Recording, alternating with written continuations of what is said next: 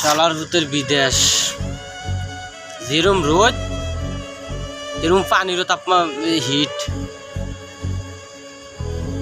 পানির রোদে যদি তাপমাত্রা 50 ডিগ্রি পানির তাপমাত্রা হয়েছে 98 ডিগ্রি ওয়াশরুমে গেছিলাম একদম বিল্লা আগার পরে পানি ইউজ করছি মনে হয় যে আমি চুলার থেকে পানি তুলে ঢালছি গরম পানিটা তুলে ঢালছি এরম লাগছে নিজে ওদের দেই না নিচের দিকে চাইয়া দেই না কি হয়েছে নাকি না হয়েছে অন বুঝাছি 2 ঘন্টার উপর হয়েছে অন বুঝাছি কি অবস্থা আমার উপর কি চুলে গেছে আমার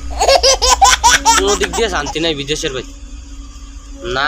খানার শান্তি না ঘুমানোর শান্তি না পুলিশের শান্তি কোনো দিক দিয়ে শান্তি সব দিক দিয়ে চিন্তা না পানির শান্তি না রোদের শান্তি